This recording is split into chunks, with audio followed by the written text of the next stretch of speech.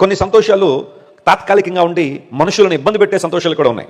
ఒకసారి ఒక ప్రాంతంలో ఒక వ్యక్తి లాటరీ టికెట్లు కొనే అలవాటు ఉంది అతనికి. ఒక్క టికెట్ కొన్నామంటే అది కనుక లాటరీలో వచ్చిందంటే ₹1,00,00,000 లేదా 10 లక్షలు కనుక మనకు లాటరీ వచ్చేసిందంటే పరిస్థితులన్నీ కూడా మనకి మంచిగా అయిపోతాయి, అప్పులన్నీ తీర్చేయచ్చు, మిగతా డబ్బులు ఎక్కడో చోట ఫిక్స్ చేసుకుని ఆ వచ్చే వడ్డీతో నెలంతా బ్రతికేయచ్చు అనే ఆలోచనలో ఆ వ్యక్తి లాటరీ టికెట్ కొంటూ ఉన్నాడు.